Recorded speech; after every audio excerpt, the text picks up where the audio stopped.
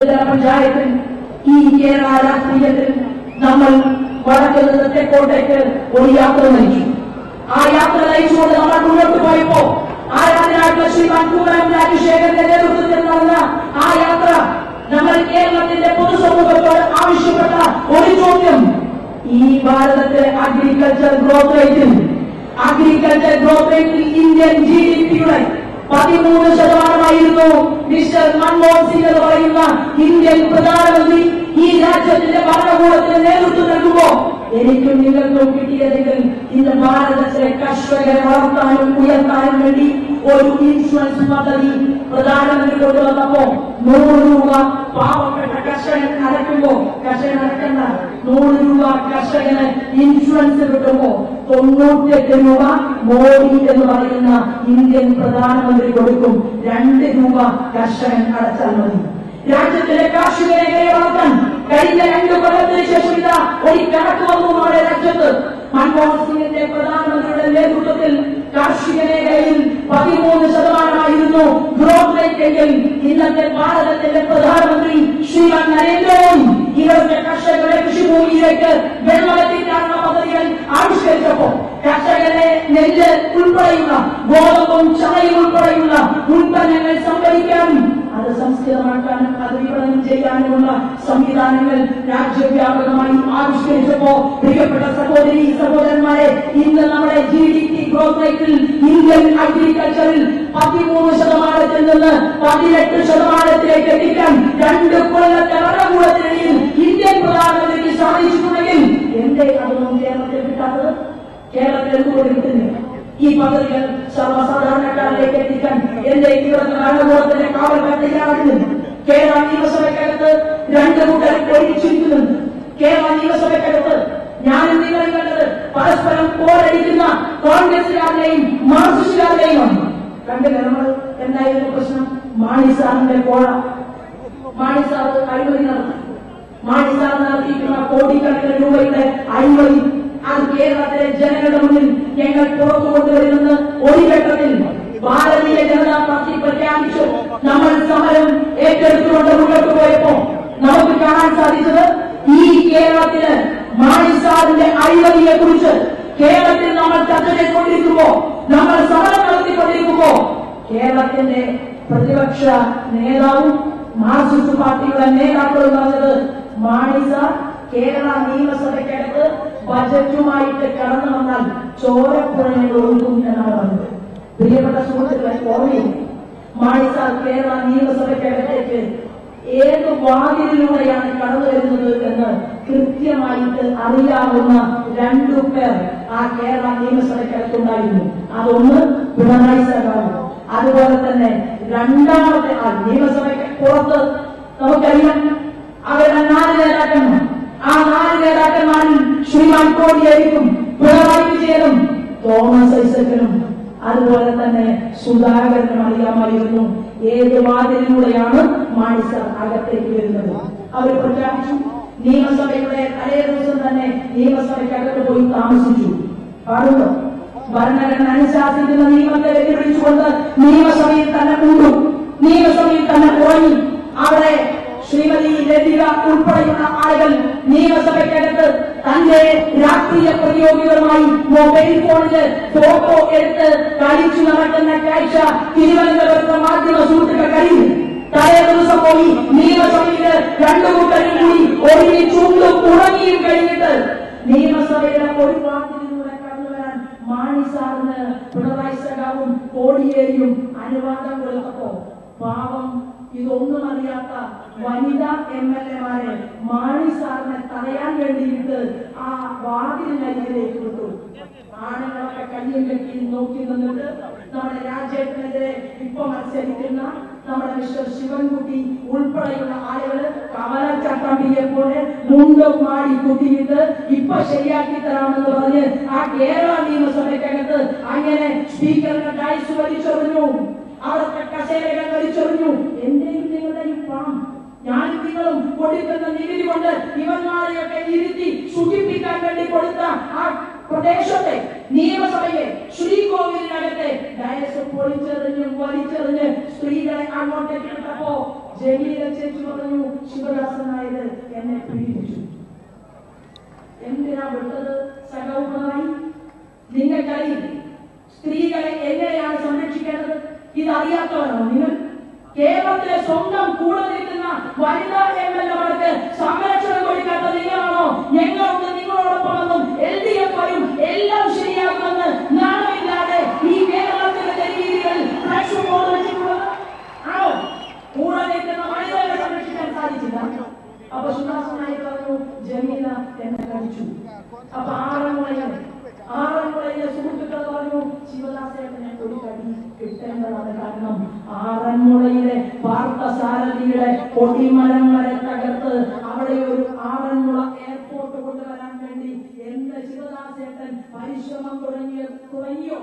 രണ്ടാമത്തെ ശിവദാസേട്ടൻ കരഞ്ഞിട്ടുണ്ട്. ഒന്ന്, ആറന്മുള മണ്ഡലത്തിലെ ജനങ്ങൾ രാഷ്ട്രീയത്തിന് അതീതമായി ശിവദാസൻ നായരുടെ ഷർട്ട് കീറിയത് ആറന്മുള എയർപോർട്ടുമായി ബന്ധപ്പെട്ട സമരത്തിലൂടെയായിരുന്നുവെങ്കിൽ രണ്ടാം ഘട്ടം ജമീല ചേച്ചി കടിച്ചുവെങ്കിൽ ഈ കേരള നിയമസഭയിലെ ഈ നേർക്കാഴ്ചകൾ എന്നെയും നിങ്ങളെയും നാണം കെടുത്തി, കേരളത്തെ നാണം കെടുത്തി. ലോകത്തിന്റെ മുന്നിൽ കേരള നിയമസഭ ചർച്ച ചെയ്യപ്പെട്ടപ്പോ രാജേട്ടന്റെ രാഷ്ട്രീയ പ്രതിയോഗിയായിരുന്ന നമ്മുടെ മിസ്റ്റർ ശിവൻകുട്ടി ചേട്ടൻ തല കറങ്ങിയിട്ട് മാധ്യമങ്ങളുണ്ട് എന്നുള്ള ധാരണയുണ്ട്. തല കറങ്ങിയിട്ട് കുഷനുള്ള സ്ഥലം നോക്കിയിട്ടാണ് വീണത്. ഓർമ്മയില്ല? അതായിരുന്നില്ലേ കേരള നിയമസഭ? സോളാർ കേസുണ്ടായിരുന്നു. സോളാർ കേസിലൂടെ എത്ര കോടികളാണ് കേരളത്തിൽ കട്ടുപിടിച്ചത്? സോളാർ കേസിൽ പ്രിയപ്പെട്ടവരെ കഴിഞ്ഞ ദിവസം കോട്ടമൈതാനിയിൽ ഇപ്പോൾ ചർച്ച. കോട്ടമൈതാനിയിലെ ചർച്ചയിൽ ഭാരതീയ ജനതാ പാർട്ടിയുടെ ഭാഗത്തു നിന്ന് ഈ പാവം ഞാൻ അപ്പുറത്ത് മിസ്റ്റർ രാജേഷന്റെയും മറുഭാഗത്ത് നമ്മുടെ മരയ്ക്കാൽ 3 പേരും കൂടി ചർച്ച നടത്തുമ്പോ മരയ്ക്കാൽ പറയുകയാണ് ജനങ്ങളോട് എല്ലാം കൊടുത്തില്ലേ ഉമ്മൻചാണ്ടി കേരളത്തിലെ ജനങ്ങൾക്ക്? അദ്ദേഹം പറയാം എന്താ കൊടുത്തത്? PSC വഴി നിയമനം നടത്താതെ ഈ പാലക്കാട്ടെ മെഡിക്കൽ കോളേജ് 500 കോടി രൂപയ്ക്ക് പ്രിയപ്പെട്ടവർ കേരള നിയമസഭയിലെ കാഴ്ചയുണ്ട്, നേർക്കാഴ്ചയുണ്ട്. 500 കോടി രൂപ SC ST വിഭാഗക്കാരന്റെ ഫണ്ട് ഉപയോഗിച്ചുകൊണ്ട് ഈ പാലക്കാടിന്റെ മണ്ണിലേക്ക് ഒരു മെഡിക്കൽ കോളേജ് കൊണ്ടുവന്നപ്പോ ആ മെഡിക്കൽ കോളേജിൽ നിയമനം നടത്തിയത് മിസ്റ്റർ ഉമ്മൻചാണ്ടിയും ഇവിടുത്തെ മുൻ MLA-യും എങ്ങനെയാണെന്ന് അറിയുമോ? ഒരു സുബ്ബയ്യയുടെ നേതൃത്വത്തിൽ ഒരു ഏകാംഗ കമ്മീഷൻ നിയമിച്ച് ഏകാംഗ കമ്മീഷൻ PSC-യെ മാറ്റി നിർത്തിക്കൊണ്ട് ലക്ഷക്കണക്കിന് രൂപ കൈക്കൂലി എന്ന് വാങ്ങിക്കൊണ്ട് അഴിമതിയിലൂടെ നിയമനം നടത്തിയെങ്കിൽ ഇങ്ങനെയുള്ള MLA-മാരല്ലേ ആ കേരള നിയമസഭയ്ക്കകത്തിരിക്കുന്നത്? നടക്കില്ല.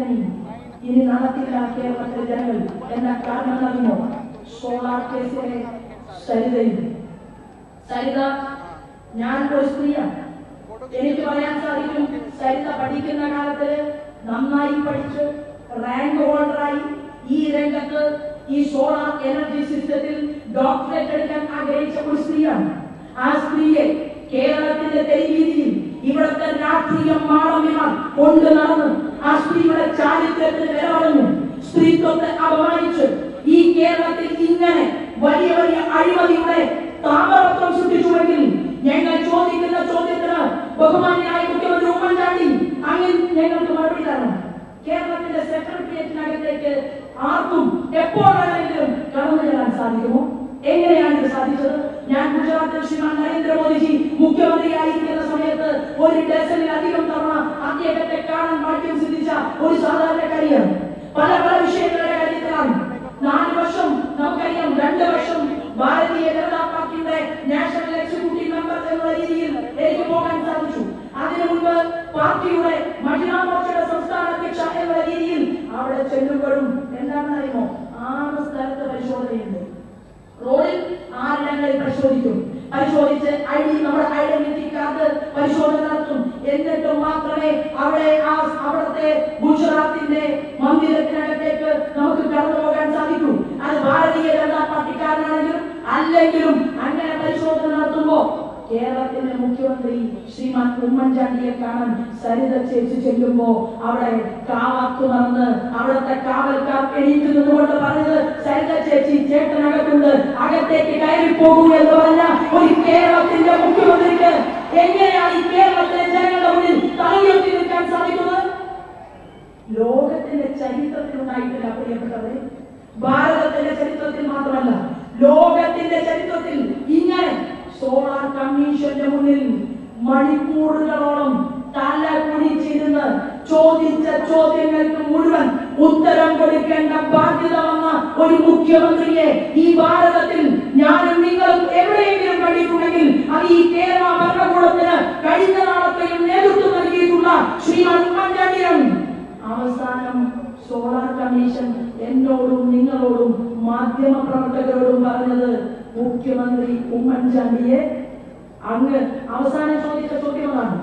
മണിക്കൂറുകൾ ചോദ്യം ചെയ്തതിനു ശേഷം, മണിക്കൂറുകൾ ചോദ്യത്തിന് ഉത്തരം കൊടുത്തതിനു ശേഷം സോളാർ കമ്മീഷൻ അവസാനം ചോദിച്ച ചോദ്യം, മിസ്റ്റർ ഉമ്മൻചാണ്ടി നിങ്ങൾ നുണപരിശോധനയ്ക്ക് തയ്യാറുണ്ടോ എന്നാണ്. അത്രയും സമയം പറഞ്ഞത് പച്ചക്കള്ളമാണ് എന്ന് സോളാർ കമ്മീഷന് ബോധ്യപ്പെട്ടതുകൊണ്ടല്ലേ പ്രിയപ്പെട്ടവരെ നുണപരിശോധനയ്ക്ക് വിധേയനാകുമോ എന്ന് ഈ കേരളത്തിന്റെ മുഖ്യമന്ത്രിയോട് സോളാർ കമ്മീഷൻ ചോദിച്ചത്. അങ്ങനെയുള്ള ഒരു മുഖ്യമന്ത്രിയുടെ ഈ സോളാർ കേസിനെ ആരാ പരിഗണിച്ചു കൊടുത്തത്? എന്റെ കൂടെ, നമ്മുടെ കൂടെ ഈ പാലക്കാട് ഈ ഇരിക്കുന്ന വേദിക്കകത്തേക്ക് മാർക്സിസ്റ്റ് പാർട്ടിയുടെ നല്ല നാട്ടിലുള്ള സഖാക്കന്മാര് ഈ പാർട്ടി ഞങ്ങൾക്ക് വേണ്ട എന്ന് പ്രഖ്യാപിച്ചുകൊണ്ട് ഭാരതീയ ജനതാ പാർട്ടിയുടെ കൊടി പിടിക്കാൻ തയ്യാറായിക്കൊണ്ട് ബിജെപിയുടെ പുതിയ മെച്ചപ്പെടുത്തിക്കൊണ്ട് ഒരുപാട് ആളുകൾ ഈ വേദിക്കകത്തേക്ക് വന്നിട്ടുണ്ട്. എന്താ കാരണം അറിയുമോ? ആ സഖാക്കന്മാർ പറഞ്ഞു, ഞങ്ങളെ പാലക്കാട് നിന്ന് സമരത്തിന് കൊണ്ടുപോയി. എവിടേക്ക്? തിരുവനന്തപുരത്തേക്ക്. സമരത്തിന് കൊണ്ടുപോകുമ്പോ സഖാക്കന്മാര് നമ്മുടെ എം പി രാജേഷ് ഉൾപ്പെടെയുള്ള നേതാക്കന്മാരും പിന്നെ ഇവിടത്തെ പ്രമാണിമാരായിട്ടുള്ള മാർക്സിസ്റ്റ് പാർട്ടിയുടെ നേതാക്കന്മാരും ഒക്കെ അവരോട് പറഞ്ഞു കൊടുത്തത് എന്താണെന്നറിയോ? പഴയ പാർട്ടിയ എന്താ മാർക്സിസ്റ്റ് പാർട്ടി? പുന്നപ്രവയലാർ സമരം, കരുവള്ളൂരിലെ സമരം, സമരമുഖത്ത് നിന്ന് പോരാട്ടങ്ങൾ നടത്തി പാവപ്പെട്ട ചിരുതലും കാളിയും കോരലും ഒക്കെ സമര പോരാട്ടങ്ങൾ നടത്തിയിട്ട് അങ്ങൊഴുകിയ ചോരയിൽ മുക്കിയെടുത്ത് ചുവപ്പിച്ച ചെക്കൊടിയാണ് ഈ കൊടി എന്ന് പറഞ്ഞ് പാവം രാഘവന്റെയും കലാറിന്റെയും കൈകളിലേക്ക് സമർപ്പിച്ചിട്ടുള്ള ആ ചെങ്കൊടിയും പിടിച്ച് ഒരു സ്വന്തമായി ഒരു വീടില്ലാതെ പാർട്ടി പ്രവർത്തനം നടത്തുന്ന പാവപ്പെട്ട സഖാക്കളോട് പറഞ്ഞത്, ഈ നെറുകെട്ട മുഖ്യമന്ത്രിയാണ് ഉമ്മൻചാണ്ടി. ഉമ്മൻചാണ്ടിയെ നമുക്ക് താഴെയിറക്കണം. സോളാർ സമരത്തിൽ ഉപരോധം പ്രഖ്യാപിച്ചിരിക്കുന്നു സഖാവ് പിണറായി. ഉപരോധ സമരത്തിൽ പങ്കെടുക്കാൻ പാലക്കാട് നിന്നും സഖാക്കന്മാരെ കൊണ്ടുപോയി. പോകുന്നതിന്റെ തലേ ദിവസം സഖാക്കന്മാര് ഏരിയ കമ്മിറ്റി സെക്രട്ടറിയോടും അതുപോലെ തന്നെ ജില്ലാ കമ്മിറ്റിയോടും ചോദിച്ചു, എന്നാണ് സഖാവെ തിരിച്ചു വരാൻ സാധിക്കുക? അപ്പൊ നേതാക്കന്മാർ പറഞ്ഞു, പ്രതീക്ഷ വേണ്ട, മിസ്റ്റർ ഉമ്മൻചാണ്ടിയെ കസേരയിൽ നിന്ന് താഴെ ഇറക്കിയിട്ട് ഇനി മടക്കമുള്ളൂ എന്ന് പറഞ്ഞുകൊണ്ട് വയസ്സായിട്ടുള്ള അമ്മയ്ക്ക് ഉമ്മ കൊടുത്തു. അമ്മയെ കെട്ടിപ്പിടിച്ച് നെറ്റിയുടെ കൊടുത്തു. സമരത്തിന് പോലെ വെടിവെപ്പുണ്ടായാലോ ഓർമ്മയില്ലേ? കൂത്തുപറമ്പ് സമരത്തിന് കൊണ്ടുപോയിട്ടുള്ള സഖാക്കന്മാരെ അന്ന് വെടിവെച്ചിട്ടത്, അവിടെ ഡിവൈഎഫ്ഐയുടെ സഖാക്കന്മാരെ വെടിവെച്ചിട്ടത് അവർ വിദ്യാഭ്യാസ മേഖലയ്ക്കെതിരായിട്ടുള്ള അവർ അന്ന് നടത്തിയ സമരത്തിന്റെ പേരിലായിരുന്നു. എന്താ? +2 സംവിധാനം കൊണ്ടുവരുന്നതിനെതിരെയായിരുന്നു അന്ന് സമരം, അല്ലെ? ആ സമരത്തിനെതിരെ പോയ സഖാക്കന്മാരെ വെടിവെച്ചിടാൻ നേതാക്കന്മാർ മാറി നിന്നപ്പോ, ആ സഖാക്കന്മാരുടെ നെഞ്ചിലേക്ക് വെടിയുണ്ടകൾ ഊർന്നപ്പോ പാലക്കാട് നിന്ന് സോളാർ സമരത്തിന് പോകുന്ന സഖാക്കന്മാർ കരുതി ശരിയായിരിക്കും, ഈ പ്രതിരോധ സമരം ഉപരോധ സമരം അതിൽ വെടിവെപ്പുണ്ടാകും, അത് ഉമ്മൻചാണ്ടിയുടെ പോലീസ് സമരത്തെ തടയും. ഇങ്ങനെയൊക്കെ തീരുമാനിച്ച് അമ്മയ്ക്കും അമ്മച്ചിക്കും ഒക്കെ ഉമ്മ കൊടുത്ത് ഭാര്യയോട് പറഞ്ഞു, കുഞ്ഞുമോളെ വാതിലൊക്കെ പൂട്ടിക്കിടന്നു, കുഞ്ഞുങ്ങളൊക്കെ നന്നായി നോക്കിക്കോ, ചേട്ടൻ എപ്പ വരുമെന്ന് എനിക്ക് പോലും അറിയില്ല എന്ന് കരഞ്ഞ് പറഞ്ഞു പോയ തിരുവനന്തപുരത്ത് സമരത്തിന് പോയ ചേട്ടൻ ഇൻക്ലാബ് സിന്ദാബാദ് വിളിച്ച് ശ്രീമാൻ ഉമ്മൻചാണ്ടിയെ താഴെ ഇറക്കുമെന്ന് പ്രഖ്യാപിച്ചുവെങ്കിൽ പ്രിയപ്പെട്ട സഹോദരീ സഹോദരന്മാരെ, ഉമ്മൻചാണ്ടി ഗവൺമെന്റിനെ താഴെ ഇറക്കാൻ സാധിച്ചില്ലെന്ന് മാത്രമല്ല, കേരള മുഖ്യമന്ത്രി രാവിലെ സമരം നടക്കുമ്പോ ആ മുഖ്യമന്ത്രിയുടെ കാറ് കടന്നു വരുമ്പോ പ്രതിപക്ഷ നേതാവ് പോലും അറിയാതെ അന്നത്തെ ശ്രീമാൻ പിണറായി വിജയൻ സഖാക്കന്മാരോട് പറഞ്ഞു, ഒന്ന് ഇടത്തോട്ടും വലത്തോട്ടും മാറിയിരിക്കണോ എന്നാണ് പറഞ്ഞത്. ഇടത്തോട്ടും വലത്തോട്ടും മാറിയിരിക്കാൻ പറഞ്ഞപ്പോ പ്രിയപ്പെട്ട സുഹൃത്തുക്കളെ, ഉപരോധ സമരം അട്ടിമറിക്കപ്പെട്ടുവെങ്കിൽ ഇതാ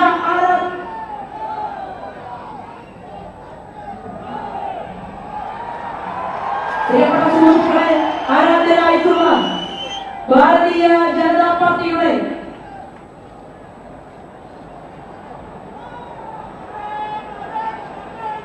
ആരാധനായ പാർട്ടിയുടെ സംസ്ഥാന അധ്യക്ഷൻ ശ്രീമാൻ കുമ്മനം രാജശേഖരൻ ഈ വേദിയിലേക്ക് കടന്നു വരികയാണ്. അദ്ദേഹത്തെ ഹൃദയപൂർവ്വം സ്നേഹ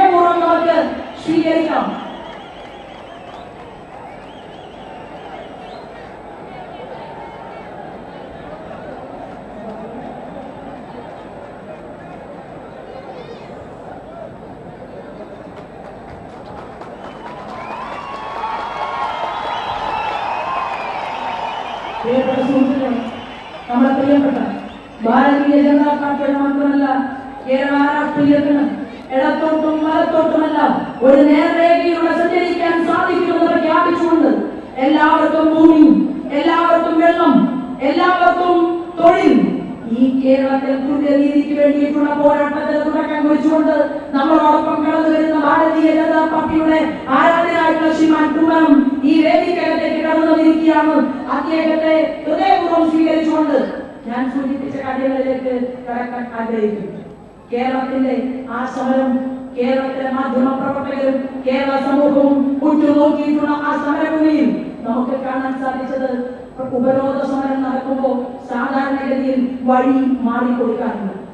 ഉപരോധ സമരം പ്രഖ്യാപിച്ച് കേരളത്തിന്റെ മുഖ്യമന്ത്രിയുടെ കാറ് കടന്നു വരുമ്പോ ആ മുഖ്യമന്ത്രിയുടെ കാറ് കടന്നു പോകാൻ വേണ്ടി അവസരമൊരുക്കണമെന്ന് ആവശ്യപ്പെട്ടിട്ടുള്ള കേരളത്തിലെ സഖാവ് പിണറായി വിജയൻ, അന്നേ കേരളത്തിലെ ജനങ്ങൾക്ക് മനസ്സിലായി ഇതൊരു തട്ടിപ്പാണ്.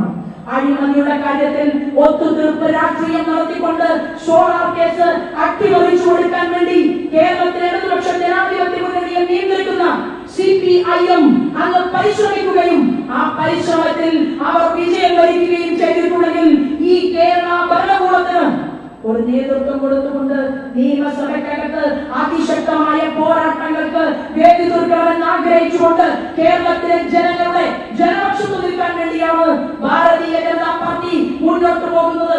പദ്ധതികൾ നമ്മുടെ കയ്യിലുണ്ട്. ആ സമരം അട്ടിമറിച്ചു. മാണി സാറിന്റെ സമരം അട്ടിമറിച്ചു. Ice cream parlour case, വിദുര, Kothamangalam, Thoppumpady ഉൾപ്പെടെയുള്ള എത്രയോ പെൺവാണിഭ കേസുകൾ ഈ കേരളത്തിലെ മണ്ണിൽ എന്റെയും നിങ്ങളുടെയും പ്രിയപ്പെട്ട പെൺകുട്ടികളുടെ മാംസത്തിന് വില പറഞ്ഞുകൊണ്ട്, അവരുടെ ചാരിത്രത്തിന് വില പറഞ്ഞുകൊണ്ട് ഈ കേരളത്തിലെ മണ്ണിൽ അവരുടെ മാംസത്തിന് വില പറഞ്ഞ കേസുകളിൽ ഏതെങ്കിലും ഒരാളെ പ്രധാനപ്പെട്ട പ്രതിയെ പിടികൂടാൻ ഈ കേരളത്തിലെ ഭരണകൂടങ്ങൾക്ക് സാധിച്ചിട്ടുണ്ടോ? സാധിച്ചു. ആ സാധിക്കാത്ത കേരള ഭരണകൂടത്തിനകത്ത്, നിയമസഭയ്ക്കകത്ത് അവസരം ചോദിച്ചുകൊണ്ടാണ് കേരളത്തിലെ ഭാരതീയ ജനതാ പാർട്ടിയുടെ പ്രവർത്തകന്മാരും നേതാക്കന്മാരും ഈ പ്രസ്ഥാനത്തിന് വേണ്ടി പ്രവർത്തിച്ചുകൊണ്ട് മുന്നോട്ട് വരുന്നതെങ്കിൽ നമ്മുടെ കയ്യിൽ പദ്ധതിയുണ്ട്. എന്താ പദ്ധതി എന്നറിയും? നമുക്കറിയാം. ശ്രീമാൻ നരേന്ദ്രമോദി ഗുജറാത്തിന്റെ മുഖ്യമന്ത്രിയായിരിക്കുന്ന സമയത്ത് ആ മുഖ്യമന്ത്രി പദവിയിലേക്ക് അദ്ദേഹം കടന്നു വന്നപ്പോ ഗുജറാത്തിന്റെ മണ്ണിൽ ഭൂഗർഭ ജലനിരപ്പ് താഴ്ന്നു സാധാരണക്കാരായ ആളുകൾക്ക് കുടിക്കാൻ കുടിവെള്ളമില്ലാതെ ഇന്ന് നമ്മുടെ പാലക്കാട് മണ്ഡലത്തിൽ മാത്തൂരിലും പിരായിരിയിലും കണ്ണാടിയിലും ഒക്കെയുള്ള ആളുകൾ കുടിവെള്ളത്തിന് കേഴുന്നത് പോലെ ആ ഗുജറാത്തിലെ മണ്ണിൽ സാധാരണക്കാർ ഒരു കുടം വെള്ളത്തിന് വേണ്ടി മണിക്കൂറുകൾ കാത്തുകെട്ടി കിടക്കുന്ന കാഴ്ച കാണാൻ സാധിച്ചുവെങ്കിൽ ആ ഗുജറാത്തിന്റെ മുഖ്യമന്ത്രി പദവിയിലേക്ക് ശ്രീമാൻ നരേന്ദ്രമോദി കടന്നു വന്നപ്പോ ലോകത്തെ വിവിധ പ്രദേശങ്ങളിൽ നിന്ന് വൈബ്രന്റ് ഗുജറാത്തിന്റെ ഭാഗമായിട്ട് ഒരു വലിയ മീറ്റിംഗ് വിളിച്ചു. ആ വലിയ മീറ്റിംഗിനകത്തേക്ക് ഭാരതീയ ജനതാ പാർട്ടിയുടെ നേതാവും ഗുജറാത്തിന്റെ മുഖ്യമന്ത്രിയുമായിട്ടുള്ള ശ്രീമാൻ നരേന്ദ്രമോദിജി ഭരിക്കുന്ന ഗുജറാത്തിന്റെ മുന്നിലേക്ക് വിവിധ ലോകരാജ്യങ്ങളിൽ നിന്നുള്ള ആളുകൾ അവർ പ്രൊജക്ടുകളുമായി കടന്നു വന്നു. അവരുടെ കയ്യിലുണ്ടായിരുന്ന പ്രൊജക്ട് എങ്ങനെയാണ് അന്തരീക്ഷത്തിലെ ഓക്സിജൻ വർദ്ധിപ്പിക്കേണ്ടത് എന്നായിരുന്നു. എങ്ങനെയാണ് സമുദ്രമേഖലയിൽ സമുദ്രത്തിൽ ജീവിക്കുന്ന കടൽ ജീവികൾക്ക് വരെ വംശനാശം സംഭവിക്കാതിരിക്കാൻ ഓക്സിജന്റെ അളവ് അത് ഈ പ്രദേശങ്ങളിൽ മുഴുവൻ, അത് കടലിന്റെ മുകളിലാണെങ്കിലും അത് ആരാധനായ ശ്രീമാൻ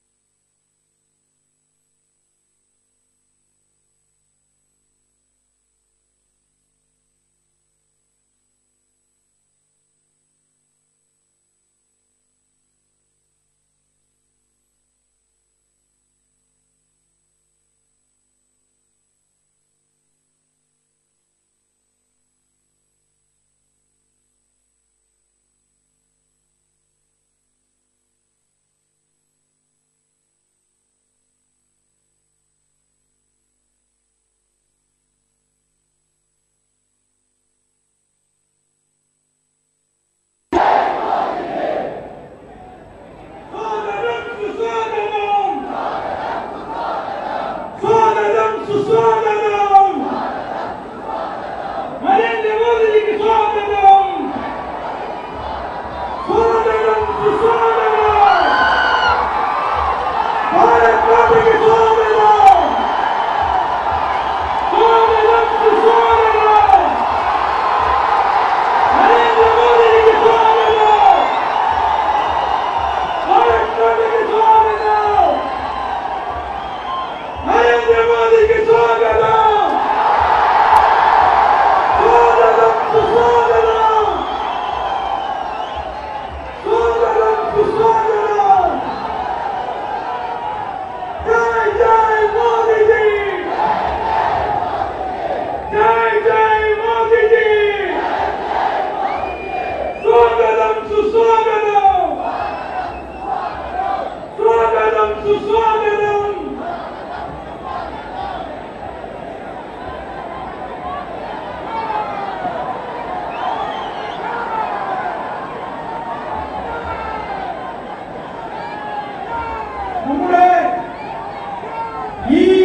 ചരിത്രമുറങ്ങുന്ന ഈ സമ്മേളന വേദിയിലേക്ക് ലോകാരാധനായ നമ്മുടെ പ്രിയങ്കരനായിട്ടുള്ള ബഹുമാനായ ഇന്ത്യൻ പ്രധാനമന്ത്രി ശ്രീ നരേന്ദ്രമോദിജി ഈ വേദിയിൽ എത്തിക്കഴിഞ്ഞു.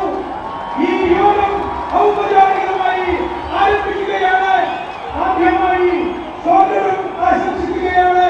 അതിനായി ബിജെപിയുടെ ജില്ലാ അധ്യക്ഷൻ അഡ്വക്കേറ്റ് കൃഷ്ണദാസ് അവരെ ആദരപൂർവ്വം ക്ഷണിക്കുന്നു.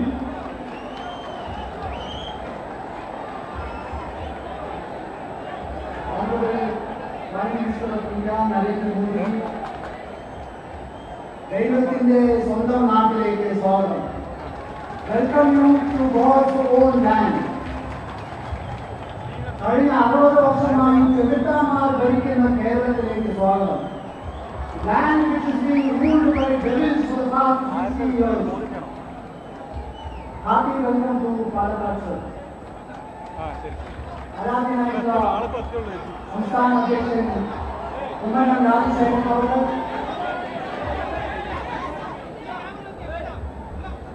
മുൻ കേന്ദ്രമന്ത്രിയും പാലക്കാടിന്റെ പൊന്നോദരപൂർണ്ണമായിട്ടുള്ള ശ്രീമാൻ ഒ രാജഗോപാലൻ, SNDPയുടെ കരുത്തനായ നേതാവായിട്ടുള്ള ശ്രീ വെള്ളാപ്പള്ളി നടേശൻജി, കേരള കോൺഗ്രസിന്റെ ചെയർമാനായിട്ടുള്ള PC തോമസ് അവർ, ഭാരതീയ ജനതാ പാർട്ടിയുടെ സംസ്ഥാന vice president Shri N Sivarajan അവർ, ഭാരതീയ ജനതാ പാർട്ടിയുടെ സംസ്ഥാന ജനറൽ സെക്രട്ടറി, പാലക്കാട് കോൺസ്റ്റിറ്റ്യൂൻസിയിലെ സ്ഥാനാർത്ഥി ശ്രീമതി ശോഭ സുരേന്ദ്രൻ, സംസ്ഥാന സെക്രട്ടറി ശ്രീ C കൃഷ്ണകുമാർ, സംസ്ഥാന vice president Shri George Kurian, മേഖല പ്രസിഡന്റ് അഡ്വക്കേറ്റ് നാരായണ നമ്പൂതിരി അവർ, നഗരസഭയിലെ ചെയർപേഴ്സൺ ശ്രീമതി പ്രവീണ ശശിധരൻ, BDJയുടെ ജില്ലാ സെക്രട്ടറി ശ്രീമാൻ അനുരാഗ്, BJPയുടെ ജില്ലാ ജനറൽ സെക്രട്ടറിമാരായിട്ടുള്ള KG പ്രദീപ് കുമാർ, പാലക്കാട് ജില്ലയിലെ 12 മണ്ഡലങ്ങളിലെ സ്ഥാനാർത്ഥികളായിട്ടുള്ള professor VT Rema, advocate Manoj, VP Chandran അവർ, P Venugopal, Shrimati Renu Suresh, Kesavan, Shrimati Shobha Surendran, C Krishnakumar, Sasikumar, Sreekumaran master, KV Divakaran, വേദിയിലിരിക്കുന്ന മുഴുവൻ ആളുകൾക്കും പത്രമാധ്യമങ്ങൾക്കും ഈ ഫോട്ടോയിൽ നിലനിൽക്കുന്ന ലക്ഷോപലക്ഷം ആളുകൾക്കും ആർദ്രമായി ഭാരതീയ ജനതാ പാർട്ടിയുടെ ജില്ലാ ഘടകത്തിനുള്ളിൽ സ്വാഗതം പറഞ്ഞുകൊള്ളുന്നു. നന്ദി, നമസ്കാരം.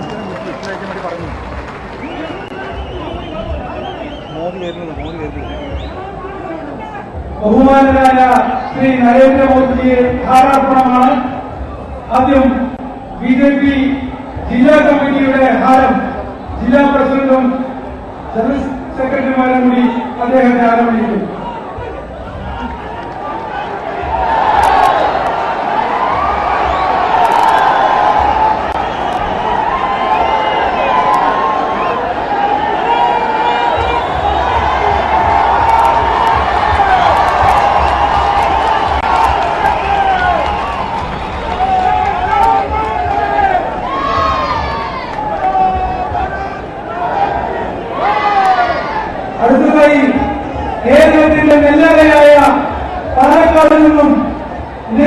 ആവശ്യത്തോടെ ജില്ലാ കമ്മിറ്റി ഉണ്ടാകുമായി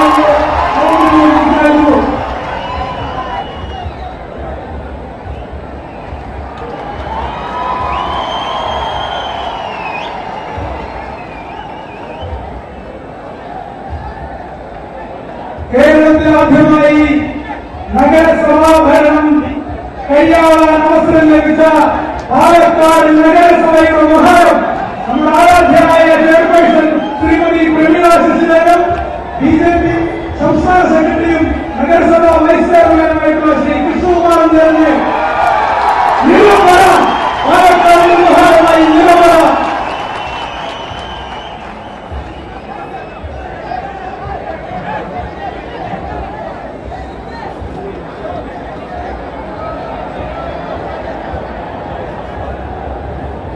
അടുത്തതായി നമ്മുടെ ആരാധനായ പ്രധാനമന്ത്രിയെ ക്ഷണിക്കുന്നതാണ് ബിജെപി സംസ്ഥാന ജനറൽ സെക്രട്ടറി ശ്രീമതി ശോഭാ സുരേന്ദ്രൻ പ്രധാനമന്ത്രിയെ ക്ഷണിക്കുന്നു.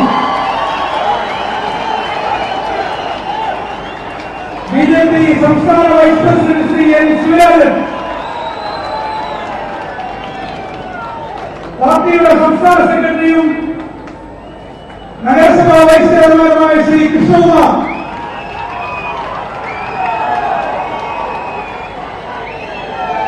നഗരസഭാ അധ്യക്ഷ ശ്രീമതി പ്രമീള ശശിധരൻ,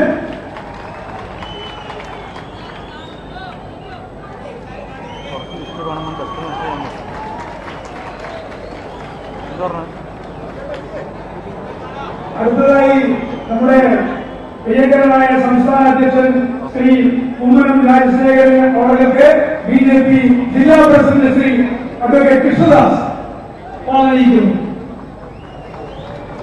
ശ്രീ എൻ ശിവരാജൻ ശ്രീ കുമ്മനം രാജശേഖരൻ അവർക്ക് സമ്മാനിക്കുന്നു.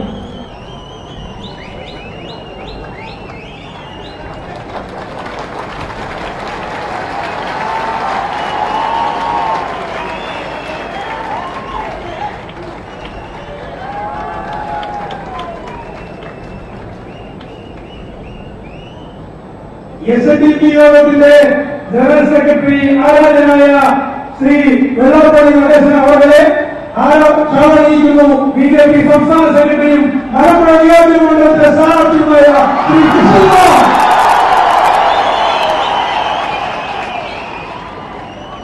ശ്രീ PC തോമസിനെ ബിജെപി ജില്ലാ പ്രസിഡന്റ് അഡ്വക്കേറ്റ് കൃഷ്ണദാസ് ക്ഷണിക്കുന്നു. ആരാധനായ നമ്മുടെ പ്രിയങ്കരനായ രാജേന്ദ്രനെ ക്ഷണിക്കുന്നതിന് വേണ്ടി ബിജെപിയുടെ ജില്ലാ അധ്യക്ഷൻ ശ്രീ കൃഷ്ണദാസിനെ ക്ഷണിക്കുന്നു.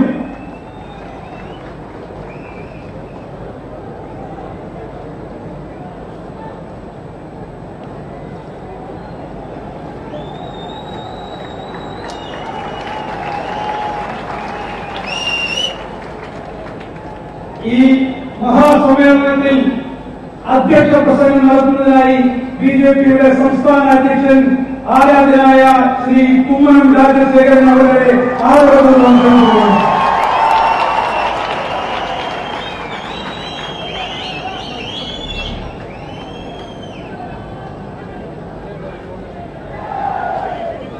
അതെല്ലാം അഭിമാനമായ ആദരണീയനായ ഭാരതത്തിന്റെ പ്രധാനമന്ത്രി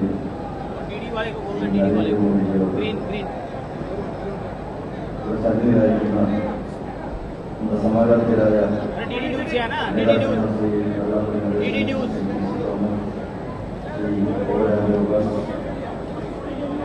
ഇവിടെ വേദിയിൽപ്പെട്ടതായിരിക്കുന്ന മറ്റ് സമാധാനീയരായ നേതാക്കന്മാരെ, അമ്മമാരെ, സഹോദരി സഹോദരന്മാരെ, എല്ലാവർക്കും വളരെ നമസ്കാരം. കാലം കാത്തിരുന്ന ഒരു ശുഭമുഹൂർത്തമാക്കി ഇന്ന് കേരളം വലിയൊരു വഴിത്തിരില്ല. രാഷ്ട്രീയ രംഗത്ത് വലിയ കുതിച്ചുചാട്ടം നടത്തിക്കൊണ്ട് LDA, LDFനും UDFനും ബദലായി ഒരു പുത്തൻ രാഷ്ട്രീയ ശക്തി ഇത് ഉരുത്തിരിഞ്ഞുകൊണ്ടിരിക്കും. കേരളത്തിലെ ജനങ്ങൾ വളരെ നാളുകളോളമായി ആഗ്രഹിച്ചിരുന്ന ഒരു ശുഭമുഹൂർത്തത്തിന് വേണ്ടി, ആ തെരഞ്ഞെടുപ്പിന് വേണ്ടി ഇനി അധികം നാളുകളൊന്നുമില്ല. അതുകൊണ്ട് ഈ കേരളത്തിന്റെ ഇന്നത്തെ പ്രത്യേക സാഹചര്യത്തിൽ വലിയൊരു പരിവർത്തനത്തിന്റെ കൊടുങ്കാറ്റ് ആഞ്ഞടിച്ചുകൊണ്ട് തന്നെ നമ്മുടെ സമാധാനത്തിനായ ശ്രീ നരേന്ദ്രമോദി എത്തിച്ചേർന്ന് കഴിഞ്ഞിരിക്കുന്നു. അദ്ദേഹത്തിന് എല്ലാ ഭാവങ്ങളും നേർന്നുകൊണ്ട് വരും കാലങ്ങളിൽ വരാനിരിക്കുന്ന വലിയ പരിവർത്തനത്തിന് ഈ അദ്ദേഹത്തിന്റെ പര്യടനം ഇടം നൽകട്ടെ, അതിന് വഴിതെളിക്കട്ടെ എന്ന് മാത്രം ആശംസിച്ചുകൊണ്ട് ഞാൻ വാക്കുവച്ചിട്ടുണ്ട്. നമ്മുടെ അഭിസംബോധനയായി ലോകാരാധനായ നേതാവ് ഭാരതത്തിന്റെ പ്രധാനമന്ത്രി ശ്രീ നരേന്ദ്രമോദിയെ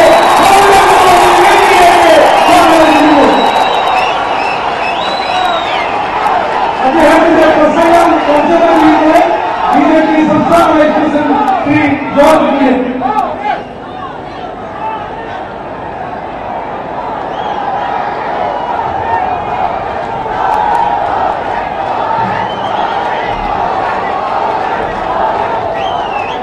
नमस्कार।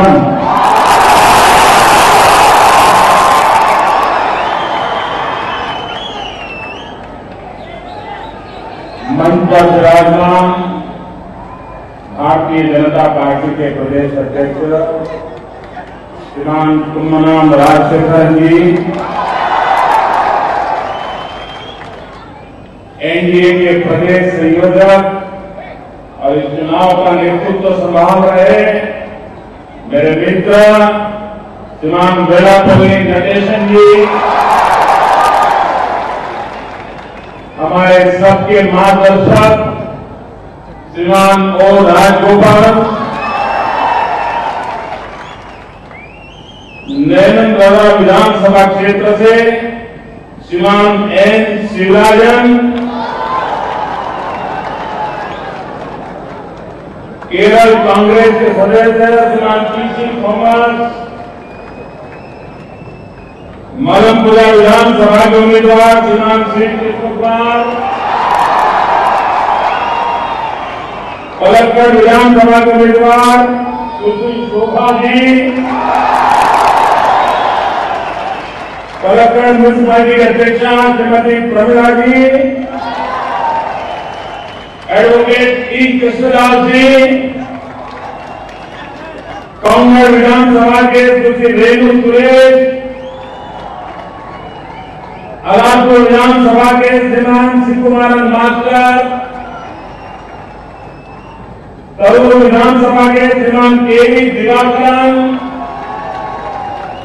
पतांगी विधानसभा के एडवोकेट टी मनोज, चित्तूर से श्रीमान शशि कुमार और मेरे भाषण को हमेशा संभालने वाले जॉर्ज कुरियन जी,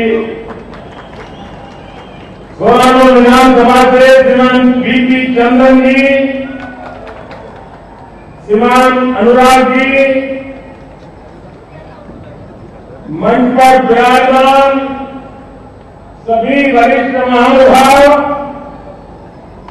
और विशाल संख्या में पधारे हुए मेरे प्यारे भाइयों और बहनों, नमस्कार। एंटे सहोदरी सहोदरन्मारे,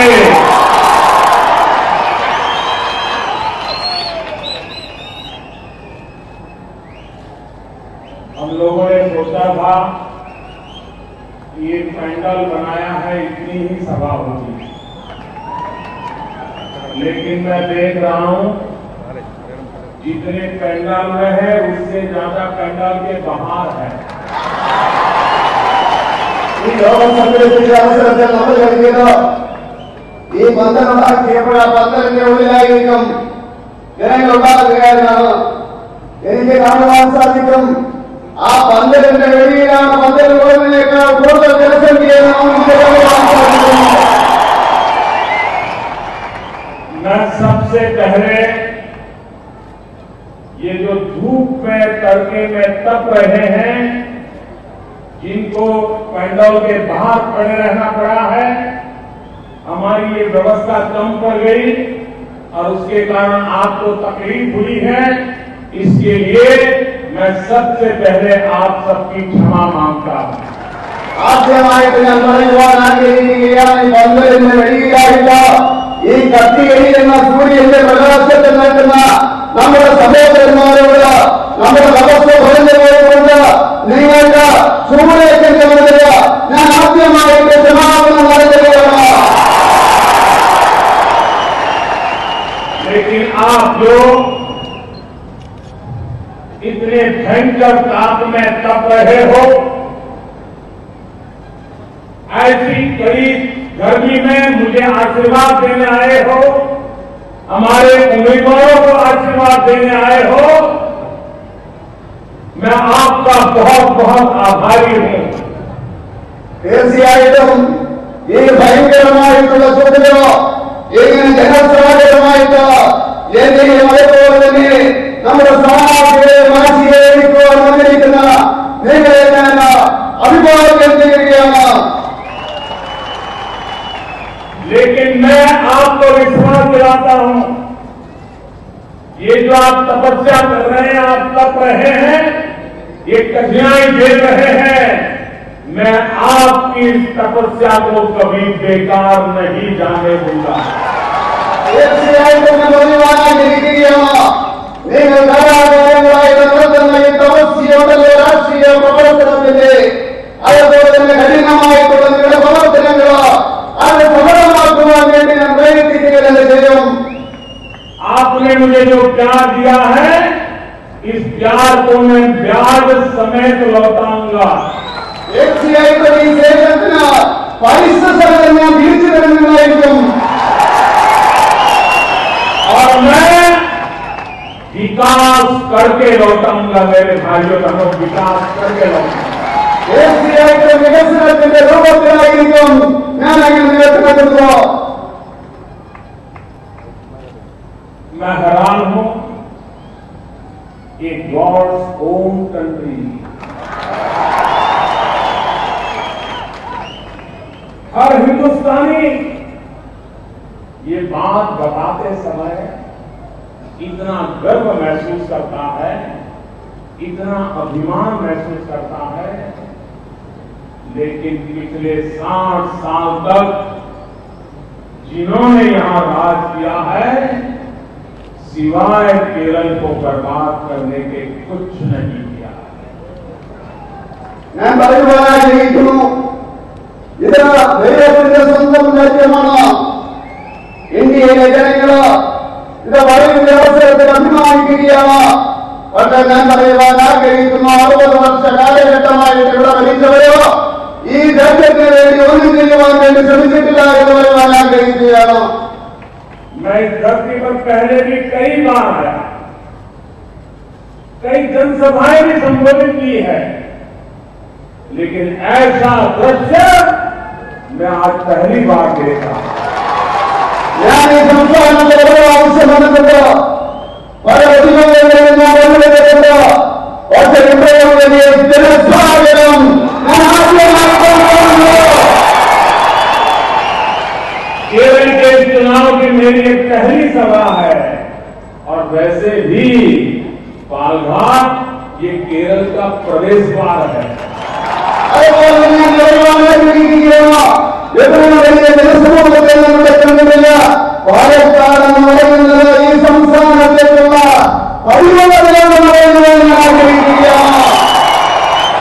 और वे प्रवेश द्वार पर इतना जोश के साथ स्वागत होता है, तो इस बार केरल की विधानसभा में एक तीसरी शक्ति, निर्णायक शक्ति उभर करके आ रही है, तो मैं साफ देख रहा हूं भाई। കേരളത്തിന്റെ പരിപാലനം ഇത്രയും ആവേശകരമായിട്ടുള്ള സ്വീകരണമാണ് കിട്ടുന്നതെങ്കിൽ പറയുവാൻ ഞാൻ ആഗ്രഹിക്കുകയാണ്.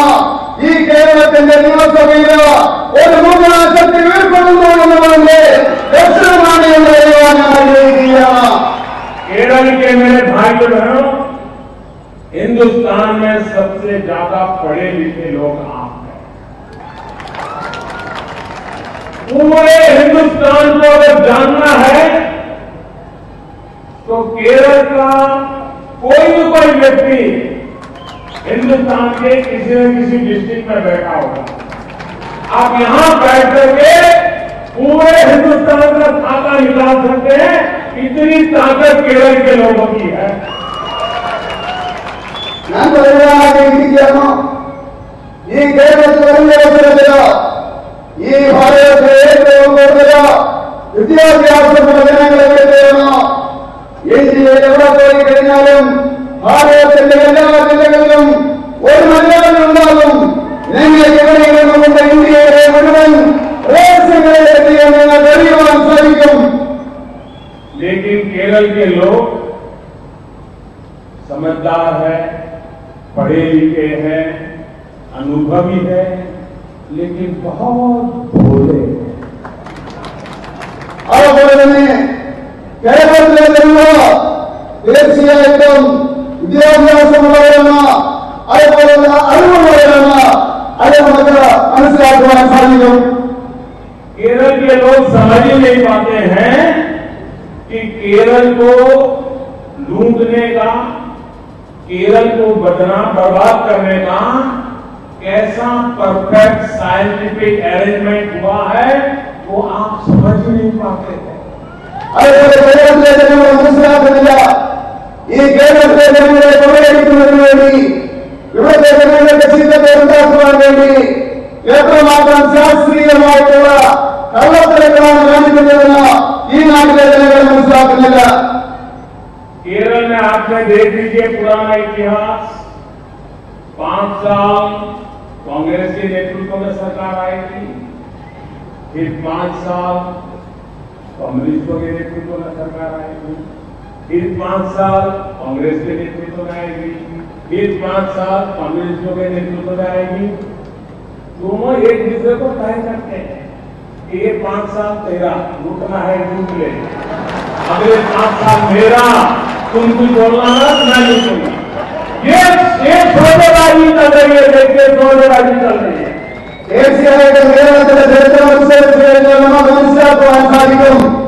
5 വർഷ കാലഘട്ടം കോൺഗ്രസിന്റെ നേതൃത്വത്തിലുള്ള മന്ത്രിസഭ, അതിനുശേഷം 5 വർഷ കാലഘട്ടം കമ്മ്യൂണിസത്തിന്റെ നേതൃത്വത്തിലുള്ള മന്ത്രിസഭ, വീണ്ടും കോൺഗ്രസിന്റെ 5, വീണ്ടും കമ്മ്യൂണിസത്തിന്റെ 5. ഇവർ പരസ്പരം അങ്ങോട്ടും ഇങ്ങോട്ടും അറിയിക്കുകയാണ്, സഹായിക്കുകയാണ്. നിങ്ങൾ ഈ വർഷം 5 വർഷം നിങ്ങളുള്ള ജനങ്ങളെ അടുത്ത 5 വർഷം ഞങ്ങളെല്ലാമെന്ന് പറഞ്ഞുകൊണ്ട് പരസ്പരം സഹകരിച്ചുകൊണ്ട് തെരുവുകളെ പ്രവർത്തിക്കുകയാണ്. और इनका कारोबार ऐसा है, विधानसभा में कोई एम्प्लॉय नहीं होता है। അത് പറയുവാൻ സാധിക്കും. ഈ നിയമസഭയില് ഒരു വിധത്തിലുള്ള നിയമനമില്ലാത്ത അവസ്ഥയിലേക്ക് വരികയാണ്. अगर केरल को बचाना है तो इन दो लोगों के बीच में एक मजबूत एम्पायर की जरूरत है। भारतीय जनता पार्टी को विजय कराइए, हमारे कार्यकर्ता खड़े रहेंगे और केरल को बर्बाद नहीं होने देंगे। ये मैं आपको विश्वास दिलाने आया हूँ। കേരളത്തിലെ എത്തിക്കുന്നതിന്റെ തീർച്ചയായിട്ടും ഈ 2 പാർട്ടികൾക്കിടയിലോ അതിനിടയിലോ ഒരു നൂതന ശക്തിയെ, പഴശക്തിയെ നമ്മൾ നോക്കേണ്ടിയിരിക്കുന്നു. ഭാരതീയ ജനതാ പാർട്ടിയെ വിജയിക്കേണ്ടിയിരിക്കുന്നു. ഇവിടെ തീർച്ചയായിട്ടും ഞാൻ പറയുവാൻ ആഗ്രഹിക്കുകയാണ്. അങ്ങനെയാണെങ്കിൽ ഈ കേരളത്തിന് ചീത്തപ്പേരുണ്ടാക്കില്ല, ലക്ഷ്യപ്രാപ്തിയോടുകൂടി മുന്നേറിക്കൊണ്ട് ചെയ്യുമെന്ന് ഞാൻ ആഗ്രഹിക്കുകയാണ്. केरल के जीवन को किस प्रकार के लोगों ने तबाह किया है। हमारे देश में शिक्षक कैसा भी हो, लेकिन विद्यार्थी उसके प्रति आदर करते हैं, सम्मान करते हैं। लेकिन एक कम्युनिस्ट पार्टी के लोग देखिए, एक प्रिंसिपल रिटायर होता है, 29 साल तक उसने सेवा की है, और जब उसको रिटायर होना है तो एक कब्र खोद करके उसको ऐसा अपमानित करने का प्रयास होता है। क्या ऐसे लोगों को माफ करोगे आप लोग? ഈ കേരളത്തിലെ ജനങ്ങളുടെ ജീവിതം എത്രമാത്രം അവരെ അമർത്തിയിരിക്കുന്നവരെന്ന് നോക്കുക. വിദ്യാഭ്യാസമുള്ളവരെ ആദരിക്കുന്നവരാണ് ഈ നാട്ടിലെ ജനങ്ങള്. ഒരു കോളേജിലെ പ്രിൻസിപ്പള് വർഷങ്ങളോളം അവർ സർവീസ് നടത്തിയതിനു ശേഷം വിട്ടുകളിന്റെ അവസരത്തില് ഈ കമ്മ്യൂണിസ്റ്റുകാരെല്ലാം ചെയ്തത് അവർക്ക് വേണ്ടി കോളേജിന്റെ മുറ്റത്ത് അവർ സമകുടീകരണം ഉണ്ടായത്. നിങ്ങളവർക്ക് നോട്ട് കൊടുക്കുവാൻ ചോദിക്കുവാൻ ഞാൻ ആഗ്രഹിക്കുകയാണ്. हिंसा की राजनीति ये कम्युनिस्टों की रगों में है। कई वर्षों से हमारे निर्दोष कार्यकर्ताओं को मौत के घाट उतार दिया गया, उनकी हत्या की गई, इसलिए कि उनके साथ विचारों से वो सहमत नहीं थे।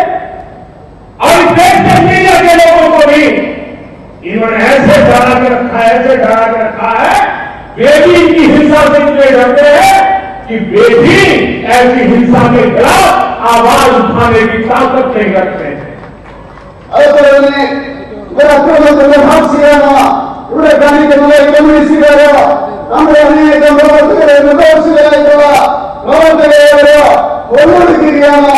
ആശ്ചര്യമായിട്ട് ഏറ്റുമുട്ടുവാൻ സാധിക്കാത്തതിന്റെ അടിസ്ഥാനത്തിൽ അവരുടെ ഇവിടുത്തെ പ്രവർത്തകരെ നമ്മുടെ പ്രവർത്തകരെ കൊന്നെടുക്കുന്നതായിട്ടുള്ള ദയനീയമായിട്ടുള്ള അവസ്ഥയാണ് നമുക്ക് കാണുവാൻ സാധിക്കുന്നത്. आज लोगों को लग रहा है कि दिल्ली में ऐसी सरकार बैठी है जो हिंदुस्तान के किसी भी कोने में हर सुख दुख की साथी है। अगर समस्या केरल में है तो पीड़ा दिल्ली को होती है। अगर लोग यहाँ मुसीबत में हैं तो दिल्ली सो नहीं पाता है। ऐसी सरकार, एक संवेदनशील सरकार आज दिल्ली में बैठी है। അതുപോലെ ഞാൻ നിങ്ങളോട് പറയുവാൻ ആഗ്രഹിക്കുന്നു, ഇന്ന് രൂപീകരിക്കുന്ന സർക്കാരുള്ളത് തീർച്ചയായിട്ടും ജനങ്ങൾക്ക് വേണ്ടിയുള്ള സർക്കാരാണ്, നന്മയുള്ള സർക്കാരാണ്. ഈ നാട്ടിലെ ജനങ്ങൾക്ക് എന്തെങ്കിലും ബുദ്ധിമുട്ടുണ്ടായി കഴിഞ്ഞാലോ ആ സർക്കാരിന് ഓടുവാൻ സാധിക്കില്ല. ജനങ്ങൾക്ക് വേണ്ടിയുള്ള സർക്കാരാണ്, ജനങ്ങൾക്ക് വേണ്ടിയുള്ള സർക്കാരാണ് പറയുവാൻ ഞാൻ ആഗ്രഹിക്കുകയാണ്. पिछले वर्ष केरल की मेरी बेटियां गल्फ कंट्रीज में नर्सिंग के रूप में सेवा करने गई थी। वो बेटियां मुसलमान भी थी, वे बेटियां हिंदू भी थी, वो बेटियां ईसाई भी थी, लेकिन उन बेटियों को आतंकवादी उठा करके ले गए। आप कल्पना कर सकते हैं, जवान बेटियों को आतंकवादी उठा के ले जाए तो दिल्ली की सरकार का हाल क्या हुआ होगा। हम सो नहीं पाए थे जब तक इन बेटियों को सही सलामत उनके घर न पहुंचा दे। हमारी बहन सुषमा स्वराज रात रात दुनिया को जगाती रही इन बेटियों को जिंदा लाने के लिए, सुरक्षित लाने के लिए। आज मैं केरल की धरती पर सर झुका करके कहना चाहता हूं, आप सबको नमन करके कहना चाहता हूं कि उन बच्चियों को हम बचा पाए। അതുപോലെ ഞാൻ പറയുവാൻ ആഗ്രഹിക്കുകയാണ്, കഴിഞ്ഞ വർഷം നമ്മുടെ ഇവിടുത്തെ യുവതികള് ഗൾഫ് രാജ്യങ്ങളിൽ നഴ്സിംഗ് ജോലിക്ക് വേണ്ടി പോയവര് ആ ചെറുപ്പക്കാര് അവര് വ്യത്യസ്തമായിട്ടുള്ള മതങ്ങളിലുള്ളവരുണ്ട്, ഹിന്ദുക്കളുണ്ട്, ക്രിസ്ത്യാനികളുണ്ട്. നിങ്ങളൊന്ന് ചിന്തിച്ചു നോക്കൂ, യുവതികളെ ഭീകരന്മാർ എത്തിക്കൊണ്ട് പോകുന്നതിന്റെ അവസ്ഥ നമ്മുടെ മനസ്സിന്റെ ദുഃഖം നിങ്ങൾ നോക്കൂ. എനിക്ക് സർക്കാർ ഒരു ദിവസം ഉറങ്ങിയിട്ടില്ല. എന്റെ സഹോദരി സുഷമാ സ്വരാജ് ഈ ലോകത്തിലുള്ള ഭരണാധികാരികളെ ഉണർത്തുകയായിരുന്നു. നമ്മുടെ പ്രിയപ്പെട്ട സഹോദരിമാരെ തിരിച്ചു കൊണ്ടുവരുന്നതിന് വേണ്ടി ഓരോ അവർക്ക് ഏറ്റാതെ അവരെ തിരിച്ചു കൊണ്ടുവരുവാൻ സാധിച്ചു എന്ന ശിരസ് നമസ്കരിച്ചുകൊണ്ട് ഈ കേരളത്തിന്റെ മുന്നിൽ നിന്നുകൊണ്ട് ഞാൻ പറയുവാൻ ആഗ്രഹിക്കുകയാണ്. और ये दूसरी सरकार देख लो केरल में, पिछले सप्ताह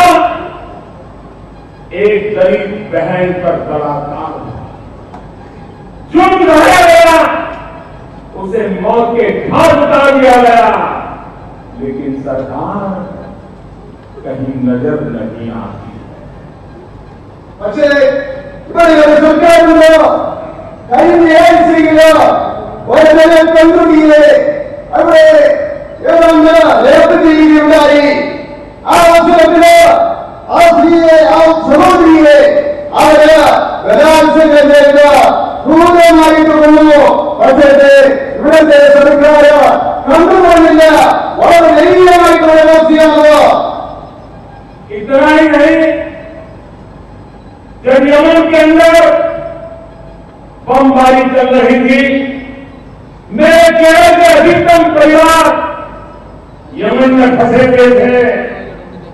ये दिल्ली की सरकार है जिसने कूटनीतिक ताकत का उपयोग किया, दुनिया के देशों की मदद मांगी, बमबारी के बीच से यमन से हजारों भारतीय, जिसमें ज्यादातर मेरे केरल के भाई थे, छोटे छोटे बालक थे, इनको हम जिंदा लौटा कर ले आए और उनके परिवार को सही सलामत सौंप दिया। ಯಮನಲ್ಲಿಯೋ ಅವುಗಳಲ್ಲಿ ಈ ರೀತಿಯ ಭೀಕರವಾದಿಗಳ ಆಕ್ರಮಣ ಉಂಟಾಗಿ ಒಂದು ಸ್ಫೋಟನ ಉಂಟಾಗಿ ಆ ಅವಸರದಲ್ಲಿ ಡೆಲ್ಲಿಗೆ ಸರ್ಕಾರ ವೆಂಕಯ್ಯನಿಂದ ನಮ್ಮ ಸರ್ಕಾರ ಓದಮಿಡುವ ಭರಣಾಧಿಕಾರಿಗಳೇ ಆ ಸಹಾಯ ನೀಡಿಕೊಂಡ ಇಳಿಸಿಯಾಗಿದ್ದರು ಅವರೇ ಮುಳುಗುನುಡಿಯ ಅಧಿಕೃತಗಳ നടപടികൾ സ്വീകരിച്ചിട്ടുണ്ടായി. भाइयों बहनों, अभी मैं गल्फ कंट्रीज में गया था तो बड़े सरकारी कार्यक्रमों की रचना हुई थी, लेकिन मैंने कहा कि सरकार के तो कार्यक्रम चलते रहेंगे। मैं अबू धाबी गया, मैं दुबई गया, मैं सऊदी गया। मैंने कहा मैं तो यहां मेरे भारतीय भाई बहन जो पसीना बहाते हैं उनके बीच जाना चाहता हूं, मेरे लिए कुछ कार्यक्रम की रचना की। ഞാൻ കണ്ടിട്ടുണ്ടായി അവരെ സർക്കാരുകാരി വെട്ടായിട്ട് അവസരത്തില് ഞാൻ തുടങ്ങിയുണ്ടായി. ആ അബുദാബിയിലെ അവസരത്തില് ഞാൻ തുടങ്ങിയുണ്ടായി. ഇവിടെ വലിയ അവസരത്തില് ഇവിടെ വിലപ്പെടുത്തിക്കൊണ്ട് കഷ്ടപ്പെടുന്ന ഇവിടുത്തെ സഹോദരി സഹോദരന്മാരെ കാണുവാൻ വേണ്ടി ഞാൻ ആഗ്രഹിക്കുന്നവരും ഉണ്ടായി. और उनका लेबर कैंप में रहना हर हिंदुस्तानी को मिला, ज्यादातर मेरे केरल के भाई थे, गले लग करके मिला। उनके लिए आश्चर्य था कि उनका देश का प्रधानमंत्री उस देश में मजदूरी करने वाले मेरे केरल के नौजवान को गले लगाने आया है, ये भाव उनके मन में आया। അതുപോലെ തന്നെ ഞാൻ ദേവക്കേന്ദ്രങ്ങളിൽ പോകുകയുണ്ടായി. അവിടെ ഇന്ത്യക്കാരെ അവസരത്തിലോ വെറും ഒരു വർഷവും കേരളീയരായിരുന്നു. അവരെ സംബന്ധിച്ചോളം ആശ്ചര്യമായിരുന്നു. ഭാരതത്തിന്റെ പ്രധാനമന്ത്രി അവിടെ വഴിവെക്കുന്ന സാധാരണക്കാരായിട്ടുള്ള അവിടുത്തെ പ്രവർത്തകരെ കാണുവാൻ വേണ്ടി വന്നു എന്നതിന് അവർക്ക് അത്ഭുതമായിരുന്നു, സന്തോഷമായിരുന്നു. इतना ही नहीं, फादर प्रेम एक नौजवान अफगानिस्तान में सामाजिक सेवा कर रहा था। यही हमारे दक्षिण भारत का नौजवान अपना जीवन प्रभु यीशु की सेवा में लगा दिया था, लेकिन अफगानिस्तान में तालिबान उनको उठा के ले गए। 9 महीने तक आपको हैरानी होगी मेरे भाई बहनों, 9 महीने तक ये दिल्ली की सरकार चैन से बैठी नहीं, भांति भांति लोगों की मदद ली, हर किसी से ढूंढने की कोशिश की कि मेरा फादर प्रेम जिंदा है कि नहीं है तो कहां है और जिंदा है तो कैसे बचाया जाए। और आज मैं सब झुका के कहना चाहता हूं कि मेरा देश फादर प्रेम को जिंदा बचा पाया और फादर प्रेम को तालिबानियों के बीच से जिंदा लेके आके गया। ಅದಕ್ಕೆ ಮಾತ್ರವಲ್ಲ, ಅಫ್ಘಾನಿಸ್ತಾನದ ಫಾದರ್ ಪ್ರೇಮ್ ಅದೇ ನಮ್ಮ ದೇಶದ ಪ್ರವರ್ತನೆಯಾಗಿದ್ದರು. ಅವರ ಭೀಕರವಾಗಿದ್ದರು. അതേ ഉണ്ടായി 9 മാസ കാലഘട്ടം അതേ തെരഞ്ഞു വെക്കുകയുണ്ടായി. ഡൽഹിയിലെ സർക്കാർ ഉറങ്ങുവാൻ കഴിഞ്ഞില്ല, സ്വസ്ഥമായി തിരിക്കുവാൻ കഴിഞ്ഞില്ല. ആ അവസരത്തിൽ അദ്ദേഹത്തെ മോചിപ്പിക്കുവാൻ വേണ്ടി ശ്രമിക്കുകയായിരുന്നു. എനിക്ക് അഭിമാനത്തോടുകൂടി പറയുവാൻ സാധിക്കും, ആ ഭാരതത്തെ മോചിപ്പിച്ചുകൊണ്ട് താലിബാന്റെ കസ്റ്റഡിയിൽ നിന്ന് മോചിപ്പിച്ചുകൊണ്ട് അദ്ദേഹത്തെ എത്തിക്കുവാൻ സാധിച്ചു, അദ്ദേഹത്തിന്റെ കുടുംബത്തിൽ എത്തിക്കുവാൻ സാധിച്ചു എന്നുള്ളത് അഭിമാനമുണ്ട്. अभी कुछ समय पहले एक मंदिर में नवरात्रि के समय पटाखे फोड़ने के कारण 100 से ज्यादा लोग मारे गए। 3 घंटे के भीतर दिल्ली सरकार दौड़ करके वहां पहुंच गई और अब अकेला नेता फोटो निकलवाने के लिए नहीं पहुंचा था, पूरी की पूरी डॉक्टरों की टीम लेकर के गया, क्योंकि जब बंद केस होते हैं तो एक्सपर्ट डॉक्टरों की जरूरत पड़ती है। दिल्ली से देश के टॉप मोस्ट डॉक्टरों को लेकर के हम पहुंचे, क्योंकि केरल का मेरा भाई उसकी जिंदगी बचाने में अगर हिंदुस्तान काम आता है तो ताकत लगा देनी चाहिए। ഈ കേരളത്തില് നവരാത്രി അവസരത്തിലുണ്ടായ ആ വെടിക്കെട്ടവരുടെ ചില ഏതാണ്ട് 100ഓളം ആൾക്കാർ ലഭിക്കുകയുണ്ടായി. 3 മണിക്കൂർ എടുത്ത് അവരെ എത്തിച്ചേരുവാൻ സാധിച്ചു. ഞാൻ മാത്രമല്ല, ഡോക്ടർമാരുടെ വഴിയുമായിട്ടാണ് എത്തിയത്. ഇവിടുത്തെ ജനങ്ങൾക്ക് വേണ്ടി ആ ഡോക്ടർമാരെ കൊണ്ടുവന്നുകൊണ്ട് ജനങ്ങൾക്ക് സേവ ചെയ്യുന്നതിന് വേണ്ടിയാണ് എത്തിച്ചേർന്ന് പറയാൻ ഞാൻ ആഗ്രഹിക്കുകയാണ്. केवल हमारा एक ही एमएलए नहीं है, सालों से हमारे राजगोपाल जी जैसे वरिष्ठ कार्यकर्ताओं ने अपने जीवन खपा दिए हैं, लेकिन हम केरल के लिए कुछ भी करने को तैयार है। और इसलिए अभी संसद में मुझे 2 लोगों को नियुक्त करने का अवसर मिला, तो एक मैंने मेरे केरल का साथी रिचर्ड हे को पसंद किया और दूसरा श्रीमान सुरेश गोपी को पसंद किया। ये मेरा केरल का टीम है। കേരളത്തിന് വേണ്ടി ഗവൺമെന്റ് കേന്ദ്ര സർക്കാർ തയ്യാറാണ്. നമ്മുടെ പ്രിയങ്കരായ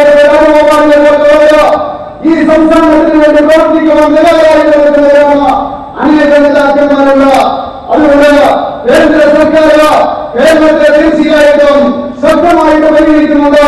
പാർലമെന്റില് 2 മന്ത്രിമാരെ നോമിനേറ്റ് ചെയ്യുവാൻ അവസരം കിട്ടിയത് ഒന്ന് ഞാൻ നോമിനേറ്റ് ചെയ്യുന്നത് റിച്ചാർഡ് ഹേയാണ്, മന്ത്രിയായിട്ട് നോമിനേറ്റ് സുരേഷ് ഗോപിയാണ്. मेरे प्यारे भाई बहनों, ये पालघर का इलाका ये तो धान का कटोरा माना जाता है। पूरे केरल का पेट भरने का काम इस एक इलाके से हमारे किसान करते थे, लेकिन आज यहाँ की कृषि बर्बाद हो गई, यहाँ की खेती बर्बाद हो गई और यहाँ की सरकार को यहाँ के किसानों की चिंता कर रही है। ഈ പാലക്കാട് എന്ന് പറയുമ്പോൾ കേരളത്തിന്റെ നല്ല എല്ലാവർക്കും അറിയാം. ഈ കേരളത്തിലെ ജനങ്ങളുടെ മുഴുവൻ ഭക്ഷണം നൽകുന്നത് പാലക്കാടാണ്. പക്ഷേ ഈ കേരളത്തിലൂടെ പാലക്കാടിലെ കൃഷി നശിച്ചിരിക്കുകയാണ്. ഇവിടുത്തെ സർക്കാർ ഈ കർഷകർക്ക് വേണ്ടി എന്തെങ്കിലും ചെയ്യുവാൻ തയ്യാറാകുന്നില്ല എന്ന് പറയാൻ ഞാൻ ആഗ്രഹിക്കുകയാണ്. और ये कांग्रेस, ये साम्यवादी, ये तो आधुनिक खेती का भी विरोध करते थे, ट्रैक्टर का भी विरोध करते थे और उसके कारण केरल का किसान पीछे गया, आधुनिक नहीं हो पाया। ये बर्बादी इन दोनों सरकारों ने लाई है। അതുപോലെ തന്നെ കോൺഗ്രസുകാരും കമ്മ്യൂണിസ്റ്റുകാരും ആദ്യം മുഖ്യമന്ത്രിയുടെ തയ്യാറായില്ല. അതുകൊണ്ട് ഈ കേരളത്തില് കൃഷി നശിക്കുകയാണുണ്ടായെന്ന് പറയാൻ ഞാൻ ആഗ്രഹിക്കുകയാണ്. केरल के नौजवान को अपने बूढ़े माँ बाप छोड़ करके हिंदुस्तान के अलग अलग कोने में नौकरी के लिए जाना पड़ता है, गल्फ की कंट्रीज में जाकर के रोजगार कमाना पड़ता है, चेक भेज करके, मनी ऑर्डर भेज करके अपने माँ बाप का गुजारा चलाना पड़ता है। क्या केरल में ऐसे उद्योग नहीं लग सकते? क्या केरल का विकास नहीं हो सकता? यहाँ इतनी रबर की पैदावार होती है, अगर रबर से उपयोगी हो रहे, अगर उद्योग लग जाते, यहाँ के किसान का रबर उसमें काम आ जाता, यहाँ के नौजवानों को रोजगार मिल जाता। लेकिन इन सरकारों को ऐसा करने की फुर्सत नहीं थी। അതുപോലെ കേരളത്തിലെ ചെറുപ്പക്കാർക്ക് അവർ കുടുംബത്തിലേക്കിട്ട് മാതാപിതാക്കളേക്കിട്ട് ഇന്ത്യയിലെ മറ്റ് സംസ്ഥാനങ്ങളിലേക്ക് പോകേണ്ട അവസ്ഥ വരുന്നു. ഗൾഫ് രാജ്യങ്ങളിലേക്ക് പോകേണ്ട അവസ്ഥ വരുന്നു. മണിയോടത്തിന്റെ അടിസ്ഥാനത്തില് ഇവിടെ സഹോദരങ്ങളെ മാതാപിതാക്കന്മാര് ജീവിക്കേണ്ട അവസ്ഥ വരുന്നു. ജനങ്ങളുടെ ഇവിടുത്തെ കൃഷിയുടെ അടിസ്ഥാനത്തില് ഇവിടെ വ്യവസായങ്ങൾ തുടങ്ങുവാൻ സാധിക്കുന്നില്ല. അവരുടെ അടിസ്ഥാനത്തില് വ്യവസായങ്ങൾ തുടങ്ങുവാൻ ഇവർക്ക് സാധിക്കുന്നില്ല. ഇവിടുത്തെ ചെറുപ്പക്കാർക്ക് ഒരു കൊടുക്കുവാൻ സാധിക്കുന്നില്ല എന്നുള്ള കാര്യം ഞാൻ ഇവിടെ ചോദിക്കുവാൻ ആഗ്രഹിക്കുകയാണ്. केरल में टूरिज्म बढ़ावा देना है, इतनी संभावनाएं पड़ी है। मैंने अभी बनारस में जहां का मैं एमपी हूं, मैंने वहां डीजल से चलने वाली बोटों की जगह पर बैटरी से चलने वाली बोटों का प्रयोग शुरू किया। 11 मछुआरों को बोट दी, वो इतने खुश थे कि आवाज नहीं आ रही है। रोज का 500 रुपया जो डीजल का खर्चा होता था वो बच गया और सोलर एनर्जी से वे अपनी बैटरी चार्ज करते हैं और दिन भर टूरिस्टों को लेकर के गंगा में वो घूमते रहते। पर डे उनकी इनकम का 500 रुपया बढ़ गया। ये केरळത്തെ സംബന്ധിച്ചിടത്തോളം വളരെ സാധ്യതയുള്ള ഒരു സംസ്ഥാനമാണ്. ഞാൻ ബനാറസിൽ പോയിട്ടുണ്ടായി. ഞാൻ അവിടെ എത്തിയാണ്. അവിടെ ചെന്ന അവസരത്തില് ഈ മോട്ടോർ ഡീസലിന്റെ മോട്ടോറാക്കിയത് അവിടുത്തെ മീൻപിടുത്തക്കാർക്ക് ആ മോട്ടോർ ഉപയോഗിക്കുന്നതിന് വേണ്ടി ബാക്കിയുടെ മോട്ടോർ കൊടുക്കുകയുണ്ടായി. അവരെ സംബന്ധിച്ചിടത്തോളം വളരെ സന്തോഷമാണ്. കാരണം വലിയ ശബ്ദമുണ്ടാകുന്നില്ല. മാത്രമല്ല ദിവസം അവർക്ക് 500 രൂപയുടെ ലാഭം കിട്ടുന്നു. ആ രീതിയിൽ മാറ്റം ഉണ്ടായിക്കഴിഞ്ഞപ്പോൾ അവർക്ക് ദിവസം മുഴുവൻ ആ വോട്ട് കൊണ്ട് നടക്കുവാനും സാധിക്കുന്നു. 500 രൂപ ലാഭം കിട്ടുന്നു. लेकिन मुझे लगा कि जो काम बनारस में हो सकता है वो केरल में भी हो सकता है। यहाँ के भी मेरे मछुआरों को बैटरी वाली बोट मिल सकती है, सोलर एनर्जी से बैटरी चार्ज की जा सकती है। लेकिन मैं बोलते समय डर रहा था। मैं सोच रहा था अगर मैं केरल में जाकर के सोलर के लिए बोलूंगा, सोलर पावर के लिए बोलूंगा तो यहाँ तो बड़ा बम फूट जाएगा, बड़ा धमाका हो जाएगा। എനിക്ക് തോന്നുന്നു ബനാറസില് അങ്ങനെ വാക്കിയുടെ അടിസ്ഥാനത്തില് മോട്ടർ പ്രവർത്തിക്കുന്ന രീതി ഇവിടുത്തെ മീൻപിടുത്തക്കാർക്കും നടത്തുവാൻ സാധിക്കും. സോളാർ എനർജിയുടെ അടിസ്ഥാനത്തില് അത് സാധിക്കുവാൻ സാധിക്കും. അത് ഈ കേരളത്തിൽ എത്തിക്കുവാൻ സാധിക്കും. പക്ഷെ ഇവിടെ വന്ന് സോളാറിനെ പറ്റി പറയുവാൻ എനിക്ക് പേടിയാണ്. സോളാർ എന്ന് പറഞ്ഞു കഴിഞ്ഞാൽ ഇവിടെ നോക്കുവാനുള്ള ആവശ്യമാണുള്ളത്. നിങ്ങൾ എല്ലാവരുള്ളവരെ സോളാർ എന്ന് പറഞ്ഞു കഴിഞ്ഞാൽ നിങ്ങൾ എന്താണ് ധരിക്കുന്നതെന്ന് നിങ്ങൾക്കറിയാം. सरकार में फर्क कैसा होता है? बनारस में सोलार वाली बैटरी नाविक की जिंदगी चलाती है, लेकिन केरल में सोलार सरकार को चला देती है। സർക്കാർ തമ്മിലുള്ള വ്യത്യാസമാണ് നിങ്ങൾക്ക് കാണുവാൻ സാധിക്കുന്നത്. ബനാറസില് ആ സോളാറിന്റെ രാത്രിയുള്ള മീൻപിടുത്തക്കാർക്ക് പ്രവർത്തിക്കുവാൻ സാധിക്കുന്നില്ല. കേരളത്തില് സോളാർ കൊണ്ട് സർക്കാരിന്റെ അവിടുത്തെ മന്ത്രിമാരെ ഭീഷണിയെത്തിക്കുന്ന അവസ്ഥയാണ് ഉണ്ടാകുന്നത്. भाइयों बहनों, भारत में हमारे वैज्ञानिकों ने 7 सैटेलाइट छोड़े हैं। उन 7 सैटेलाइट के द्वारा अब हमारे मोबाइल फोन पर हम भारत की जीपीएस सिस्टम से काम कर सकते हैं। ये जीपीएस सिस्टम से कौन सी जगह कहां है, रास्ता कहां है, कैसे जाना, इसका पूरा गाइडलाइन उससे मिलता। अब तक हम अमेरिका की जीपीएस सिस्टम का उपयोग करते हैं, किसी और के दिखाए रास्ते पर चलना पड़ता था। हमने तय किया अब हिंदुस्तान किसी और के दिखाए रास्ते पर नहीं चलेगा, हिंदुस्तान खुद अपना रास्ता तय करेगा, हिंदुस्तान खुद अपने रास्ते तय करके चलेगा, मंजिल हम तय करेंगे। और इसलिए ये जो नया सैटेलाइट साथ लगे हैं, भारत की जो जीपीएस सिस्टम आई है उसका मैंने नाम रखा है नाविक। नाविक नाम रखा है। अब लोग मुझे पूछ रहे थे कि विदेश के लोगों को नाविक समझ नहीं आएगा। मैंने कहा अगर उनको नाविक समझ नहीं आएगा तो मैं कहूंगा अरे केरल जाके मेरे मछुआरों को मिल लो, नाविक क्या होता है पता चल जाएगा। അതുപോലെ ഇന്ത്യയെ സംബന്ധിച്ചിടത്തോളം GPS സിസ്റ്റം ഉണ്ടാക്കുന്നതിന് വേണ്ടിയുള്ള പുതിയ ഉപഗ്രഹം നമ്മൾ വികസിപ്പിക്കുകയാണ്. ഇത്രയും കാലഘട്ടമായിട്ട് നമ്മൾ അമേരിക്കയുടെ GPS സിസ്റ്റത്തെയാണ് ആശ്രയിച്ചിരുന്നത്. വേറൊരു രാജ്യത്തിന്റെ GPS സാങ്കേതിക വിദ്യയാണ് നമ്മൾ ഉപയോഗിച്ചിരുന്നത്. പക്ഷേ നമ്മൾ തീരുമാനിച്ചു നമ്മൾ ആരെയും ആശ്രയിക്കേണ്ട കാര്യമില്ല. നമ്മൾ നമ്മുടേതായിട്ടുള്ള സാങ്കേതിക വിദ്യ ഉണ്ടാക്കും, നമ്മൾ തന്നെ നമ്മുടെ അജണ്ട ഉണ്ടാക്കും. അതിന്റെ അടിസ്ഥാനത്തില് ശാസ്ത്രലോകം വേണം. അതുകൊണ്ട് ആ ശാസ്ത്ര സാങ്കേതിക വിദ്യയ്ക്ക് ഞാൻ നാവികനാണ് വേണ്ടത്. ഇവിടെ ചില ആൾക്കാർ പറയുകയുണ്ടായി നാവികെന്ന് പറഞ്ഞു കഴിഞ്ഞാൽ അത് വിദേശത്തോളം മനസ്സിലാവില്ല എന്ന് പറയുകയുണ്ടായി.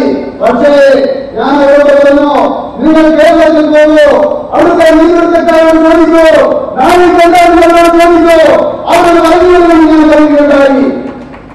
भाइयों बहनों, भारत सरकार का एक ही मंत्र है, विकास।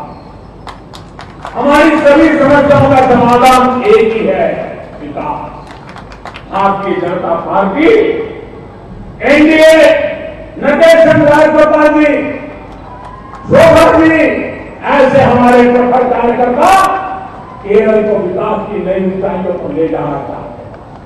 यहाँ के नौजवान को रोजगार मिले, यहाँ किसान को अपना विकास हो, यहाँ के गरीबों को गरीबी से लड़ने की ताकत मिले, इसके लिए अनेक योजनाओं लेकर के हम आगे बढ़ना चाहते हैं। मैं आपसे आशीर्वाद मांगने आया हूं, आप केरल में भारतीय जनता पार्टी को विजयी बनाइए। आप देखिए, आपने दो लोगों को बहुत देख लिया, कुछ पल हमें भी तो देख लीजिए।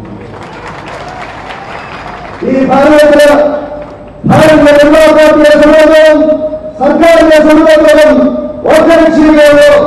അതുപോലെ ഒറ്റ പങ്കാളിയാണ്. അത് വികസനത്തിൻ്റെതാണ്.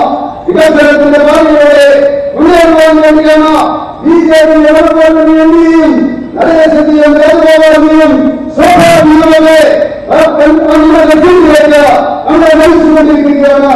ഞാൻ പറയുവാൻ ആഗ്രഹിക്കുകയാണ്, ഈ കേരളത്തില് എൻഡി അധികാരത്തിൽ നൽകിയാണെങ്കിലോ ഇവിടുത്തെ സർക്കാരുടെ തൊഴിലാളികളും കൃഷിക്കാരുടെ പ്രശ്നങ്ങളിലേക്കും അതുപോലെ തന്നെ രാജ്യത്തിലെല്ലായിടത്തിലും ഞാൻ നിങ്ങളുടെ ആശീർവാദത്തിന് വേണ്ടി വന്നിരിക്കുകയാണ്.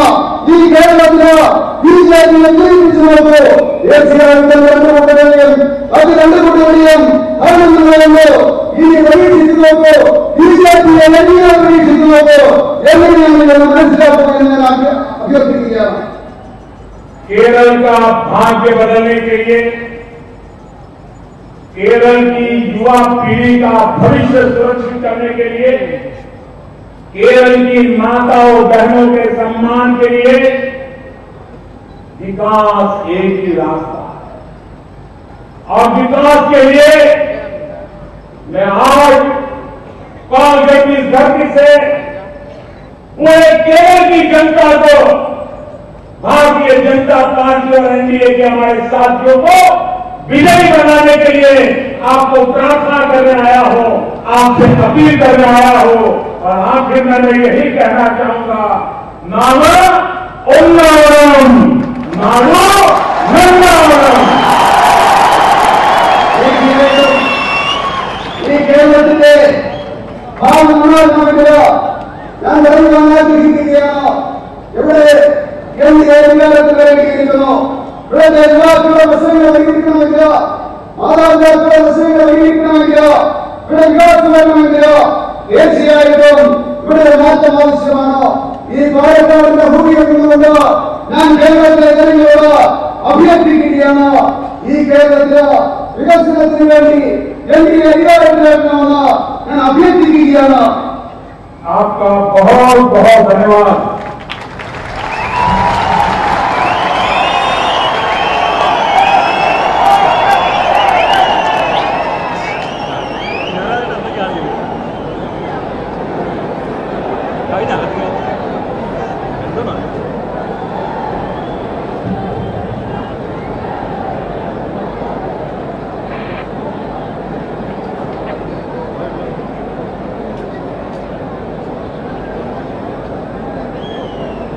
ഈ